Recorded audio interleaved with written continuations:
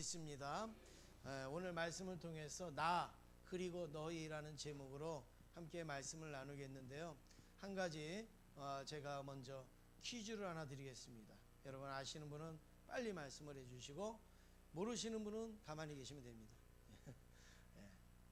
우리가 맛있게 먹는 땅콩이 있잖아요. 땅콩의 반대가 뭔지 아세요? 콩땅이요? 아유. 땅콩의 반대. 예, 맞습니다. 땅콩의 반대는 하늘콩입니다. 땅에서 나는 콩이니까 하늘에서 나는 콩. 예. 제가 왜 이 말씀을 드리는가 하면 여러분 우리가 이 땅에 살지만 우리의 또 소망은 하늘에 있기를 간절히 원합니다. 예, 그래서 땅콩이 아니라 하늘콩인 것처럼 이 땅에 우리의 관심과 그런 소망이 아니라 하나님 나라의 관심과 소망이 저와 여러분에게 있기를 원합니다. 우리 옆에 분하고 같이 인사하시겠습니다. 하나님 나라의 소망을 가지시길 바랍니다. 인사하시겠습니다. 네. 그리스도인은 누구인가? 라는 그 질문에 대한 우리가 분명한 대답을 하지 못할 때가 종종 있습니다. 두리둥실 그냥 교회 다니는 사람, 그냥 예수 믿는 사람, 뭐 그냥 이런 식으로 우리가 표현을 해 나가는데 왜 두리뭉실로 대답을 합니까? 그것은 그리스도인의 정체성이 없기 때문에, 그리스도인의 정체성이 부족하기 때문에 바로 그렇게 대답을 하는 거죠. 그러나 오늘 본문에 보면 사도 바울이 자기의 정체성, 그리스도인의 정체성을 아주 분명하게 대답을 하고 있는데 오늘 24절에 그 대답을 하고 있습니다. 우리 한번 같이 24절을 읽겠습니다. 시작.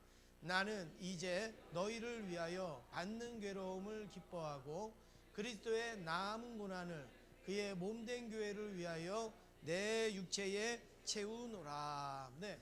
여기에 보니까 나는, 이 나는은 바울을 가리키는 거예요. 바울을. 이제 너희를 위하여, 이 너희는 골로새 교인을 가리키는 겁니다. 근데 이들은 그 받는 괴로움을 기뻐하고 그리스도의 남은 고난, 만약에 예수님이 남은 고난이 있다면, 십자가의 고난을 다 쏟으셨는데 혹시라도 남은 고난이 있다면, 이제 이런 내용이에요. 고난이 있다면 그의 몸된 교회를, 예수님의 몸된 교회를 위하여서 어디에다 채우겠다고요?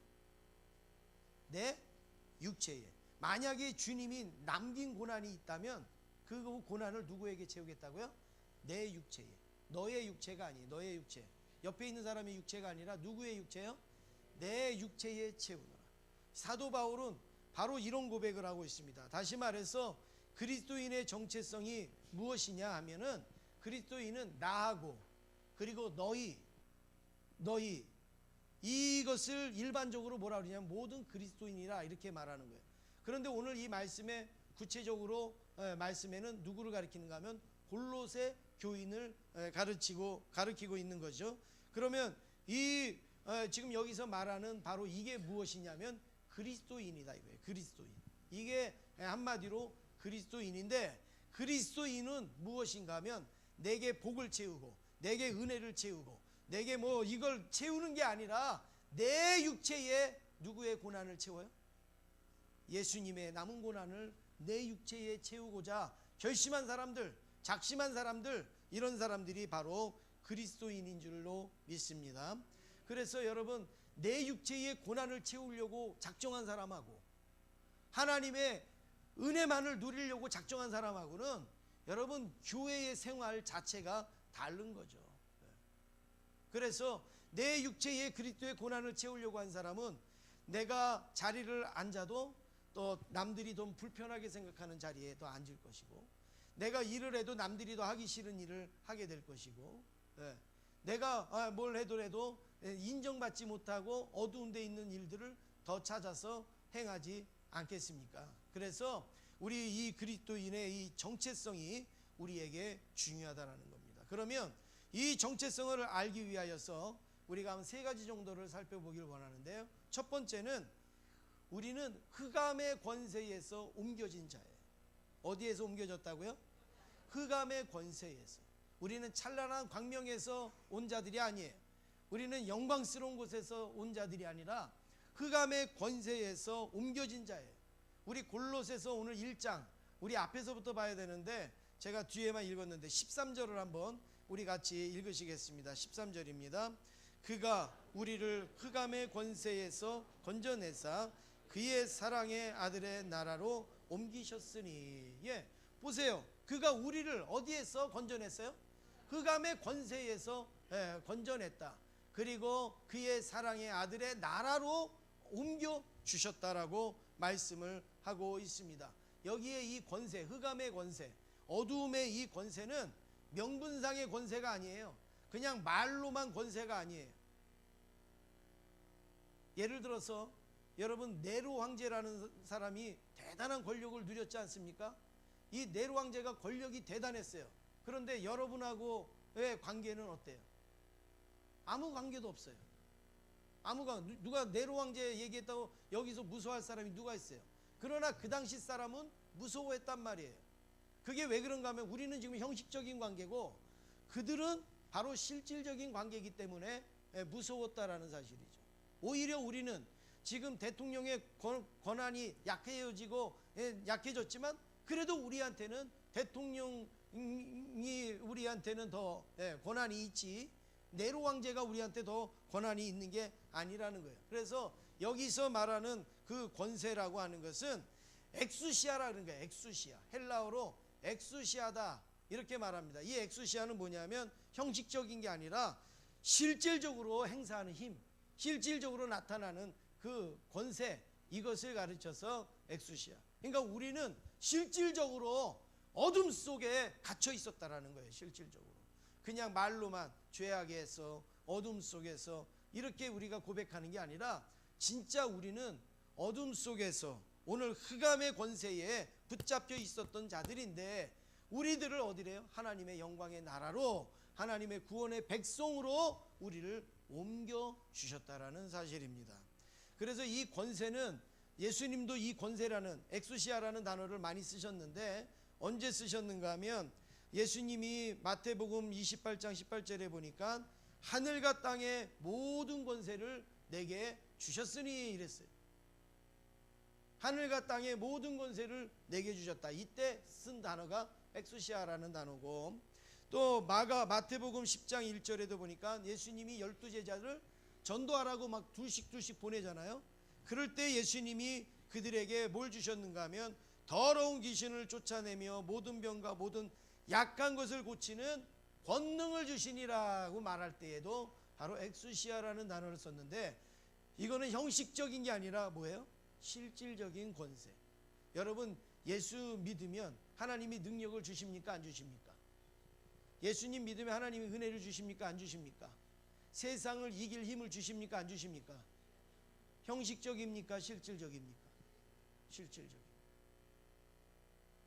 근데 이거를 형식적으로만 이해하고 형식적으로만 받아들이고 그냥 내 마음에 하나님은 평안을 주시는데 그 평안을 그냥 형식적으로만 받아들이고 늘 나는 고민하면서 늘 괴로워하면서 염려하면서 살아가는 성도들이 얼마나 많이 있는지 모릅니다. 정말로 하나님은 우리에게 평안도 주시고 정말로 하나님은 우리에게 은혜도 주시고 그리고 기쁨도 주시고 소망을도 주시고 희락도 주시고 제가 언제인지 기억이 안 나는데요.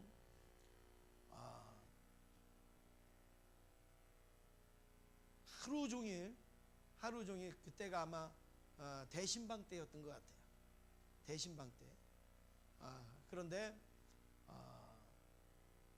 하루 종일 아침부터 이제 신방을 하고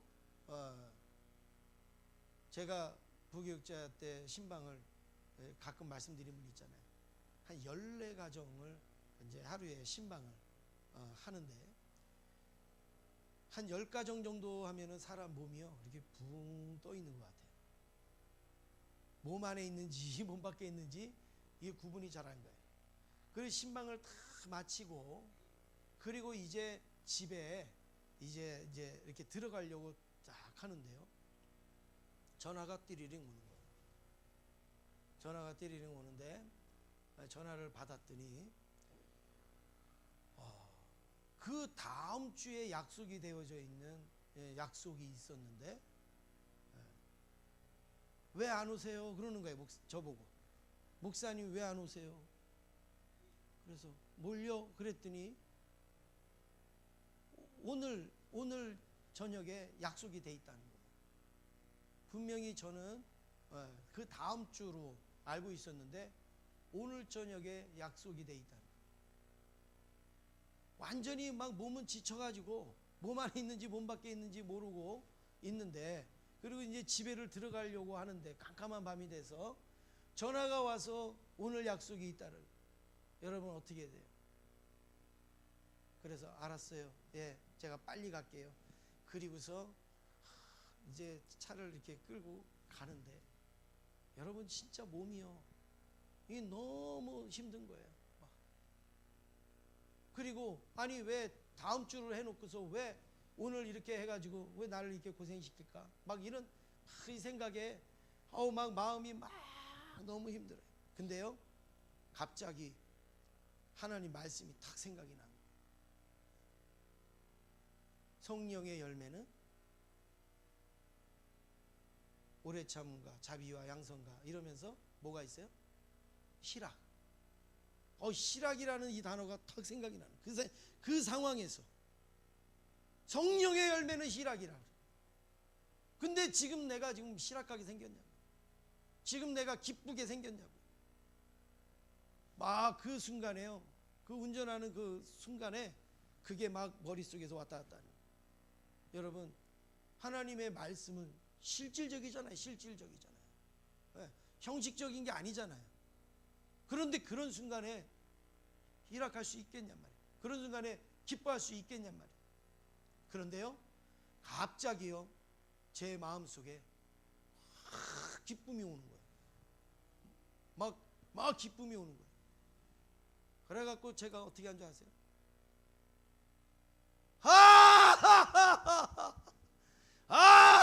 나는 기쁘다. 이상해요?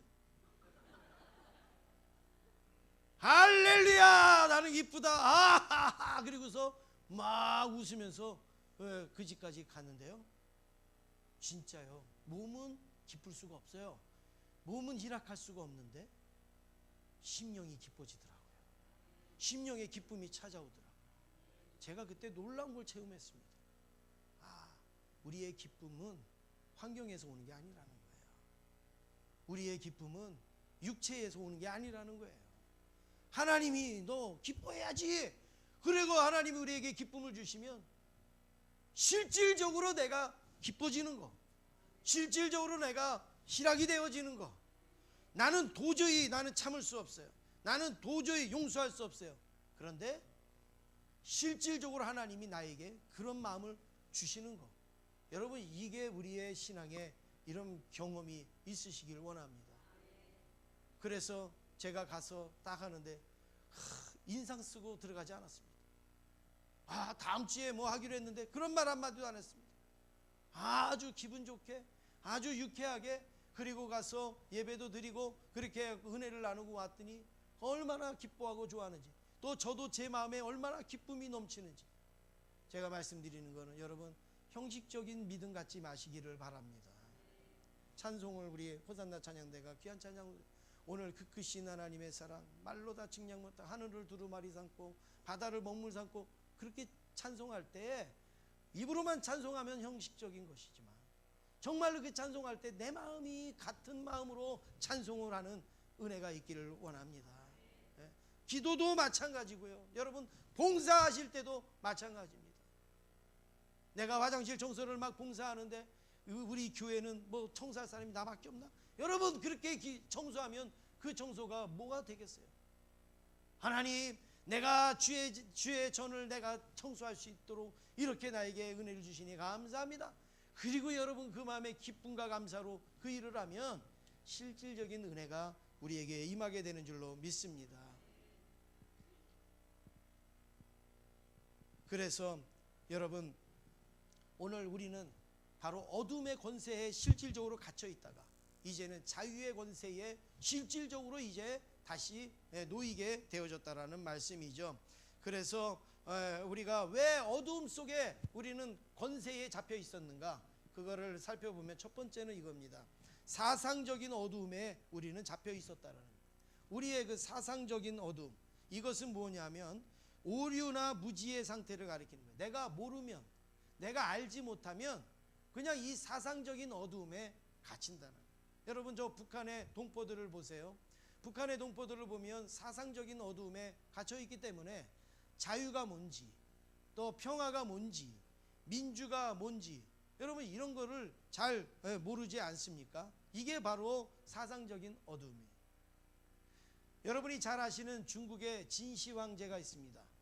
진시 황제는 다른 거는 몰라도 여러분 뭐 하려고 발버둥을 친 왕이에요? 네? 안 죽으려고, 예, 오래 살려고 발버둥을 쳤던 왕이 진시 황제 아닙니까? 그러면 진시 황제가 신하들을 시켜서 별의별 거 다 가져오라고 그랬잖아요. 뭘 가져오라고 그랬어요? 왜? 불로초를 가지고 오라고 그랬어요. 그래서 그걸 막 먹었어요. 그러면 진시 황제가 몇 살 살았을까요? 그렇게 좋은 거 다 먹고 그렇게 했는데 진시 황제가 몇 살 살았을까요? 아마 여러분 머릿속에는 나도 모르게 뭐 한 80세? 한 100세? 뭐 굉장히 오래 살았을 것 같다라는 아마 그런 추측을 하고 계실 겁니다. 사실상 진시 황제의 나이는 50세입니다.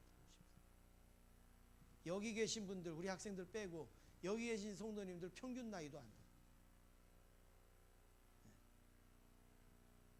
젊을 때 죽은 거예요. 젊을 때. 물론 그 당시에는 뭐 젊은 건 아니었지만 그래도 50세 살라고 그 일을 했단 말이에요. 그 일. 그런데 진시황이 죽은 이유가 무엇인가 하면 여러 가지를 막 가져와서 먹는데 진시황에게 효과가 있었던 게 있었어요. 그게 뭔가 하면 수은이에요. 수은. 그 수은을 먹으니까 얼굴에 주름살도 싹 펴지고 피부도 좋아지고 여러 가지로 순간적으로 나타나는 현상이 좋은 게 많이 있었던 거예요.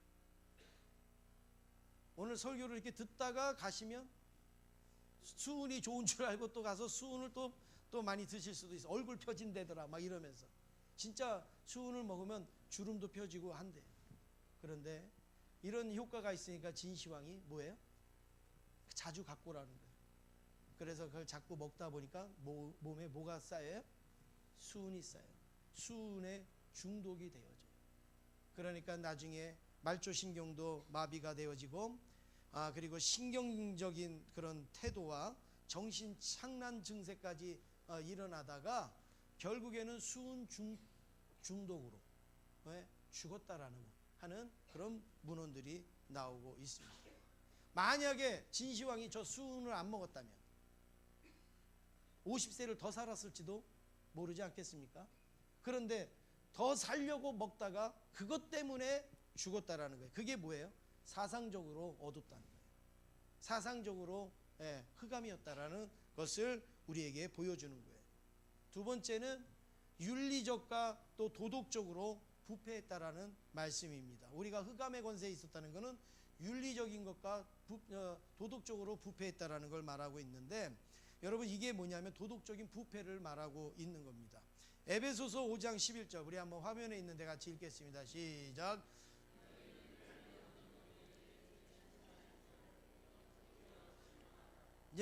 윤리적인 어두움과 도덕적인 부패가 뭔가 하면 열매 없는 어둠의 일에 참여했다는 거예요. 우리가 열매 없는 어둠의 일에, 가치 없는 어둠의 일, 생명이 되지 아니하는 어둠의 일, 하나님이 기뻐하시지 아니하는 어둠의 일에 참여했다라는 말씀입니다. 왜 그런가? 아니 사람들이 왜 어두움의 일에 참여했는가? 여러분 예수님이 이 땅에 오셔서 죄를 졌어요, 안 졌어요? 여러분 마치 얼굴이 내가 봤어요? 예수님이 죄 짓는지 안 짓는지 내가 봤어요? 그런 얼굴 같아요. 예수님이 이 땅에 오셔서 죄를 졌습니까, 안 졌습니까? 죄가 있습니까, 없습니까? 없어요. 성경에서도 예수님은 남을 해치거나 해하거나 나쁘게 하신 적이 있으세요, 없으세요? 없어요. 그런데 왜 사람들이 예수님을 때렸죠? 왜 사람들이 예수님 얼굴에 침을 뱉었어요? 왜 뺨을 때렸고, 왜 옷을 찢고 조롱을 하고, 그리고 십자가에 못 박고 가시면류관을 왜 뒤집어 씌웠죠? 예수님이 뭐 잘못했어야지 그럴 거 아니에요. 나쁜 짓을 했어야 그럴 거 아니에요. 예수님은 아무런 잘못이나 죄를 짓지도 않았어요. 그런데 사람은 어둠의 일에 빠졌기 때문에 예수님을 핍박하고 예수님을 때리고 예수님을 죽였다라는 말씀입니다. 오늘 우리 가운데서도 예전에 어둠의 일에 빠졌던 분들이 있지 않습니까? 예수 믿는 아내 핍박하고, 예수 믿는 자녀 핍박하고, 또 예수 믿는 사람 욕하고, 힘들게 하고 괴롭게 하는 그런 일에 빠졌던 분들, 또 하나님의 일을 거스리게 하고 거치는 일을 하고, 그리고 교회를 회방하고 교회를 힘들게 하고 하나님의 일을 어렵게 만드는 그런 일들을 행한 적이 있지 않습니까? 그게 왜 그런가 하면 바로 이 윤리적인 어둠 때문에 그래요. 윤리적인 어둠 때문에. 어둠의 일에 빠졌다라는 사실이죠. 이렇게 우리는 사상적으로나 그리고 윤리적으로 이런 어둠 권세에 우리는 갇혀 있었던 자들인데, 우리를 어떻게 해요? 하나님의 나라의 자녀로 옮겨 주셨다라는 사실입니다. 그래서 두 번째로 살펴보면 우리는 어떤 자인가? 첫 번째는 흑암의 권세에서 옮겨진 자지만, 두 번째는 속량, 죄사함을 받은 자라, 이렇게 성경에서 말씀합니다. 골로새서 1장 14절 같이 읽겠습니다. 시작. 그 아들 안에서 우리가 속량 곧 죄사함을 얻었도다. 그 아들 안에, 그 아들이 누구예요? 예수님 안에서 우리가 속량, 죄사함을 얻었도다. 우리가 흑암의 권세에서 속량함을 받았다, 용서함을 받았다, 그렇게 되어졌다라고 말하는데, 오늘 여기에 보니까 누가 그런 은혜를 받았다고요? 누가요? 우리가. 지금 이 골로새서는 누가 썼는가 하면 바울이 썼어요. 누구에게 썼는가 하면 골로새 교인에게 썼어요. 그런데 바울은 너희가 이렇게 말하지 아니하고 우리가 이렇게 말하고 있습니다. 여러분, 이거는 뭐예요? 자기와 골로새 교인을 하나로 묶어서 표현하고 있는 거예요. 하나로 묶어서. 앞에서 설교할 때 목회자가 설교를 합니다.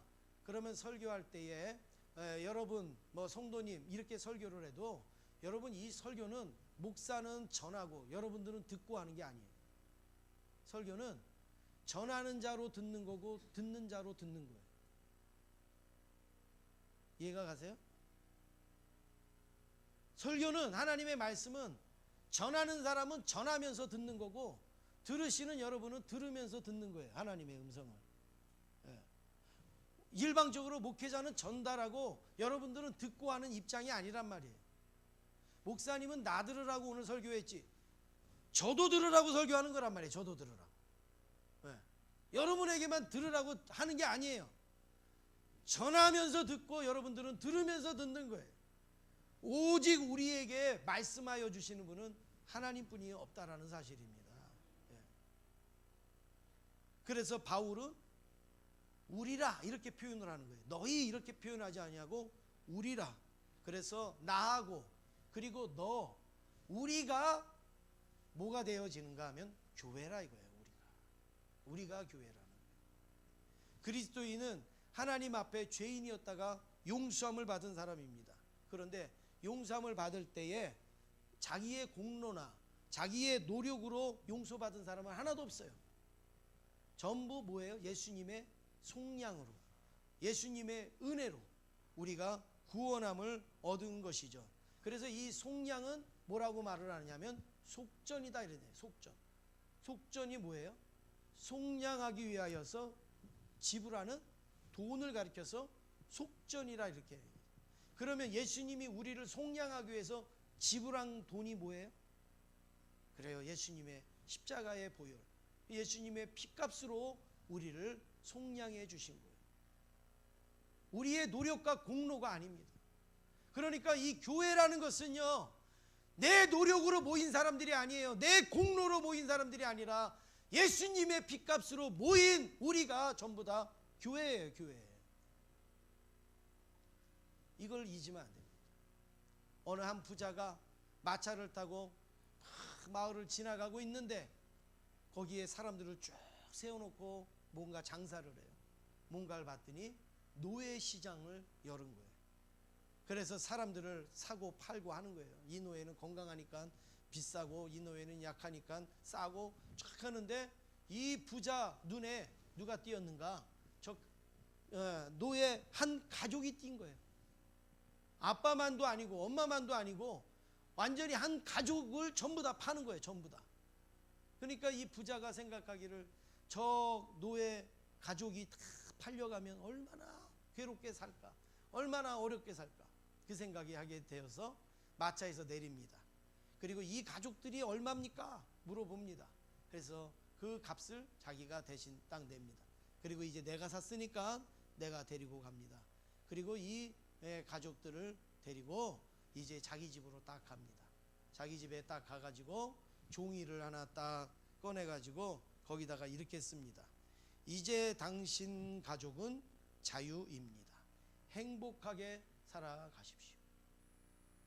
자기들을 돈 주고 산 이 주인이 종이에다가 이제 당신 가족은 자유입니다. 행복하게 살아가십시오. 그거 증서를 딱 주고 나가라는 거예요. 나가라. 그래서 이 사람들은 감사합니다. 감사합니다.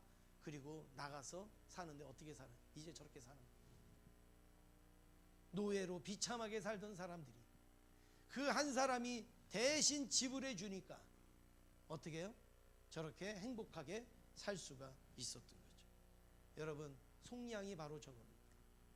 우리가 예수님으로부터 속량 받기 전에는 그렇게 비참한 존재였단 말이에요. 그런데 예수님의 피값으로 너희는 자유함을 얻었다.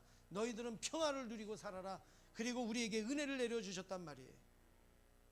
우리 그 은혜를 잊고 살면 안 되는 거죠. 그 은혜를 우리가 놓치고 살면 안 되는 거죠. 만약에 저 노예 가족이 지나가다가 자기를 산 그 사람을 보면서 당신도 자유인이고 나도 자유인이니까 그리고 지나치면 여러분 그 사람은 자격이 없는 사람이겠죠.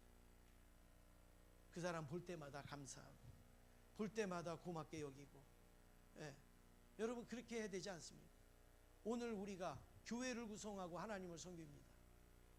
우리 공로로 구원받은 거 아니라 그랬어요. 노력으로 구원받은 거 아니라 그랬어요. 우리는 죽어야 되는 어둠 속에 있는 흑암의 권세에 놓여있던 자들인데 우리 하나님의 자녀가 됐어요. 그러니 목사가 돼도 감사한 거고 장로님이 되셔도 감사한 거고 교사가 돼도 감사한 거고 찬양대원이 돼도 감사한 거고 화장실을 닦으면 뭐 하겠고 주방 일을 하면 뭐 합니까? 다 전부 다 우리에게는 감사뿐이 없는 거죠. 여러분 교회에서 오늘 사도 바울도 그랬잖아요. 내가 이렇게 말하지 않았어요. 내가 구원받은 사람은 내가를 말해도 돼요. 내가 이 교회에서 뭔데 말해도 돼요. 그런데 내가 구원받은 사람 없잖아요. 우리가 다 속량함을 받은 사람, 속량함의 은혜를 가지고 하나님을 섬겨야 될 줄로 믿습니다. 교회는 그래야 됩니다. 하나님 앞에 조건을 턱턱 내걸면서 일하는 거 교회가 아닙니다. 얼마나 내가 수고하는지 큰소리치면서 일하는 거 교회가 아닙니다. 마음에 안 맞고 기분에 안 맞으면 하던 일도 관두고 하는 거 그거 내 모습이 아닙니다. 우리는 바로 속량함을 입은 은혜를 입은 자들이다. 은혜를 입은 자들이 모인 곳이 교회이고 또 그런 교회에 하나님은 역사하여 주시는 줄로 믿습니다. 교회는 이래야 합니다. 재능은 좀 부족해도 속량함에 감사하는 성도가 있어야 되는 거예요. 실력은 부족해도 건강은 약해도 물질이 많지 않아도 예수 그리스도에게 속량함을 받았다라는 이 사실에 감격하고 감사하고 감동하는 그런 심령들만 있으면 되는 줄로 믿습니다. 속량함의 은혜도 없이 예수 믿고 일하려고 하니까 자기 마음대로 하는 거죠. 자기 성질대로 하는 거죠. 자기 기분대로 행하는 거 아니겠습니까? 마지막으로 세 번째, 우리는 교회의 일부라는 사실이에요. 교회의 일부입니다. 골로새서 1장 18절 우리 같이 읽겠습니다. 시작. 그는 몸인 교회의 머리시라. 그가 근본이시요 죽은 자들 가운데서 먼저 나신 이시니 이는 친히 만물의 으뜸이 되려 하심이요. 여기 보니까 그는 교회의 뭐가 돼요? 머리. 누가요? 예수님은 교회의 머리예요. 그러면 우리는 뭐예요? 우리는 교회의 지체. 우리는 교회의 지체, 교회의 몸이라는 겁니다. 그러니 예수님과 우리가 하나로 교회를 이루고 있는 거예요. 하나로 교회를 이루고 있는 거예요. 따라서 구원받은 우리는 예수님의 대속을 통해서 새 생명으로 거듭나서 교회의 머리이신 예수님을 우리가 교회의 지체로서 접붙여진 것이란 말이죠. 처음부터 우리가 교회가 아니라 우리는 어둠 속에 있었던 사람들인데 예수님의 구원으로 인하여서 그리스도의 몸에 뭐가 됐어요? 접붙임 바 되어진 자들이라는 사실입니다. 그래서 나는 부족하고 나는 연약하지만 나는 뭐예요? 결국 교회예요. 교회. 저와 여러분은 교회예요. 교회. 그래서 여러분 우리가 알 수 있는 게 뭐냐면 내가 망가지면 나만 망가지는 게 아니라 뭐가 망가지는 거예요? 교회가 망가지는 거예요. 내가 타락하면 나만 타락하는 게 아니라 뭐가 타락하는 거예요? 교회가 타락하는 거예요. 여러분 흔히 이런 말 많이 하잖아요. 우리 한국 교회가 타락했어요. 교회가 타락했어요. 그 말은 내가 타락했기 때문에 한국 교회가 타락한 거예요. 내가 망가졌기 때문에 한국 교회가 망가졌다. 그러면 한국 교회를 다시 세우려면 어떻게 해야 돼요? 내가 회개해야 되죠. 내가 바뀌어져야 돼요. 내가 달라져야 그 한국 교회가 다시 회복이 되어지는 겁니다. 교회와 나를 분리해서 생각할 수 없습니다. 나는 거룩한데 교회가 엉망이다? 여러분 그게 말이 안 되는 거예요. 우리가 교회인데 나는 엉망인데 어떻게 교회가 거룩할 수가 있겠습니까? 그래서 사도 바울은 오늘 24절에 이렇게 고백했잖아요. 나는 이제 너희를 위하여 받는 괴로움을 기뻐하고 그리스도의 남은 고난을 그의 몸된 교회를 위하여 내 육체에 뭐예요? 채우노라 그랬습니다. 여러분 그렇습니다. 교회에 우리는 온 것만으로도 우리 하나님의 은혜를 받고도 남은 사람들이에요. 교회까지 와서 더 받으려고 하지 마세요. 교회까지 와갖고 뭐 더 누리려고 하지 마세요. 뭐 인정받으려고 하지도 마시고 뭐 축복 받으려고 하지도 마세요. 오늘 사도 바울은 뭐라고 고백해요? 몸된 교회를 위하여 내 육체에 채운다 그랬어요. 내 육체에 채운다. 내가 주님의 고난을 채울 게 뭐가 없을까? 여러분 그런 고민을 하시는 성도님 되시길 원합니다. 내가 주님의 십자가에 동참할 일은 뭐가 없을까? 여러분 그런 일에 힘쓰시는 여러분 되기를 원합니다.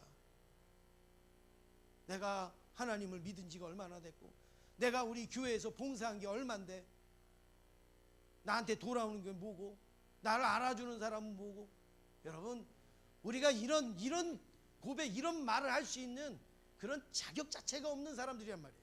내 노력과 내 공로로 교회를 이룬 사람들이 하나도 없고 하나님의 은혜로 그리고 속량함으로 우리가 하나님의 일꾼이 되어졌는데 그러면 감사함으로 그 일을 감당해야지 그게 옳은 일이죠. 내가 얼마나 일했다고 그걸 들먹이고 그걸 내세우고 하냔 말이에요. 우리 한국교회가 지금 그런 위기에 빠져 있단 말이에요. 우리 한국교회 초창기에는 그러지 않았습니다. 전부 눈물을 흘리려고 했고 헌신하려고 했고 진짜 남은 예수님의 고난을 내 육체에 채우려고 발버둥을 쳤기 때문에 우리 한국교회가 여기까지 온 거예요. 근데 요즘은 그 고난을 내 육체에 채우려고 하는 사람들이 없어요. 뭔가 내 육체에 채우려고 하면 도망가요. 뭔가 내 육체에 채워지려고 하면 피해요. 영상을 하나 보여드리겠습니다. 여러분도 많이 아시고 혹시 모르시는 분도 계시지만 우리도 한번 그때 갔다 왔지만 여러분 신앙군에 가면 증도에 그 증도교회를 세운 문중영 전사님이 있는데 그 문중영 전사님이 정말 어릴 때서부터 고생을 하다가 예수님을 만나가지고 구원함을 받고 그리고 전도인의 삶을 살면서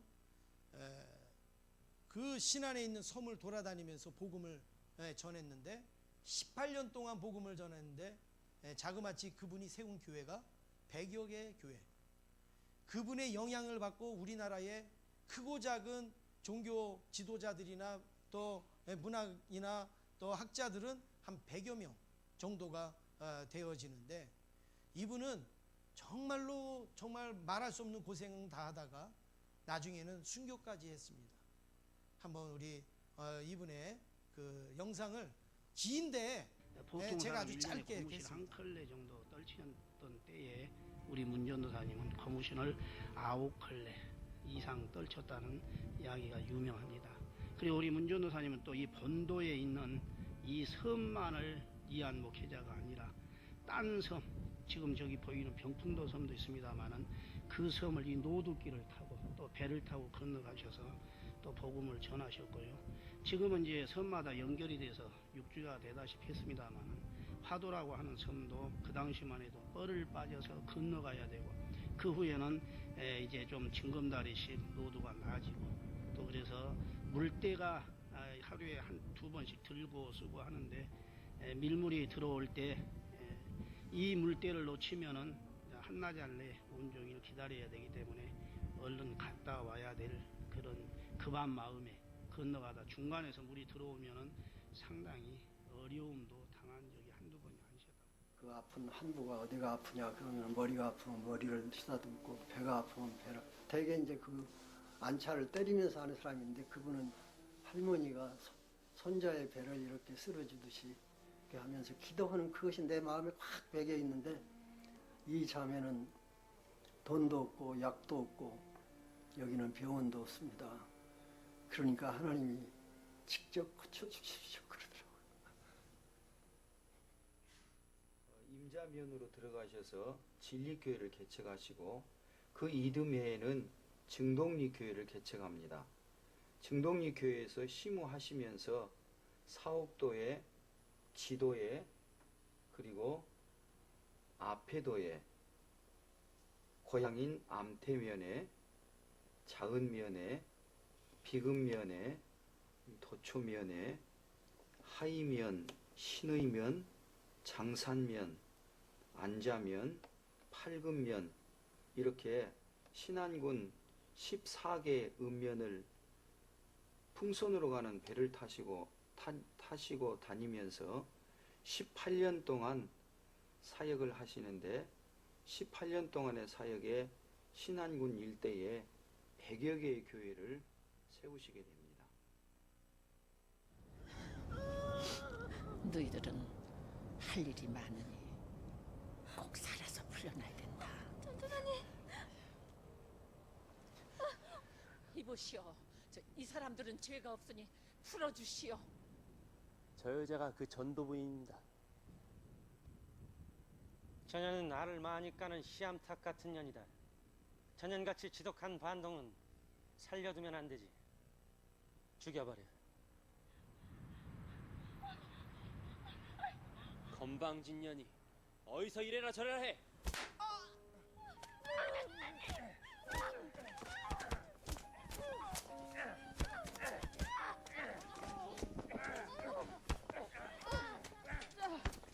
저 사람들은 죄가 없으니 풀어주시오. 시암탉 같은 년이 목숨 한 번 즐기네. 쏴버려!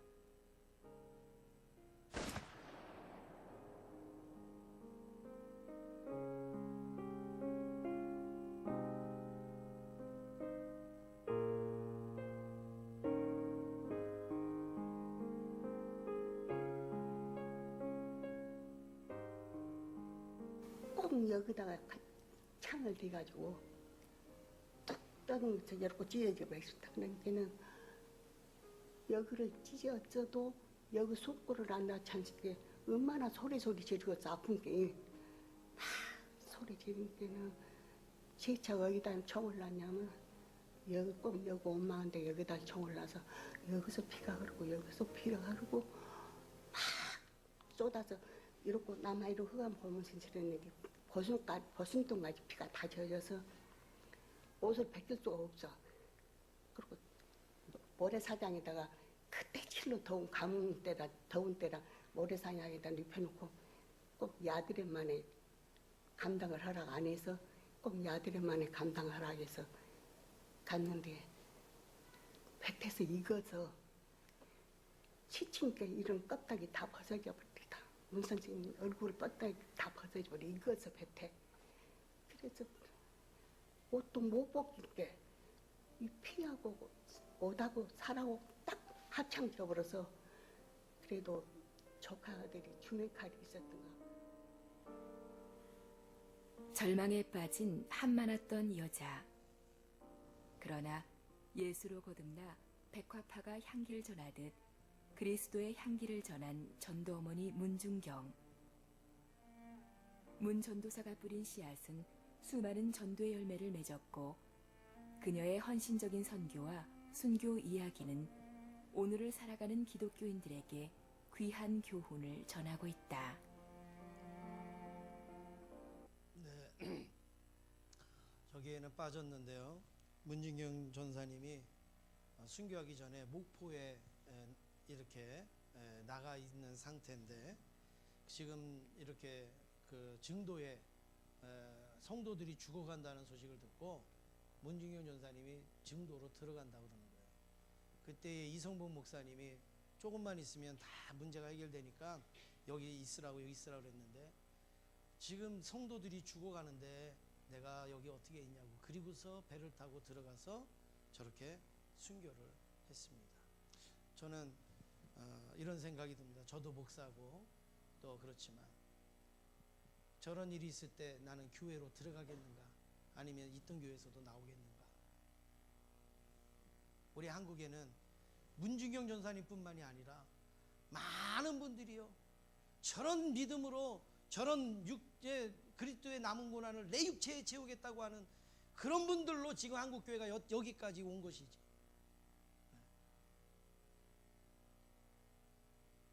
한국교회가 130여 년 동안 이렇게 흘러왔습니다. 교회를 위하여서 내 몸을 불사르고 그리고 내 몸을 던진 성도들의 희생으로 여기까지 왔습니다. 그러나 이제 우리 한국교회가 조금씩 달라지고 있습니다. 내가 왜 교회를 위해서 희생합니까? 내가 왜 교회를 위하여서 내가 왜 손해를 봐야 됩니까? 교회가 나를 위해서 해준 게 뭐가 있습니까? 전부 이제는 교회를 위해서 그 육체에 채우려고 하지 아니하고 이제는 나의 유익을 위해서 교회에 출입하고 그리고 교회에 또 행하는 그런 일들이 우리에게 얼마나 많이 있습니까?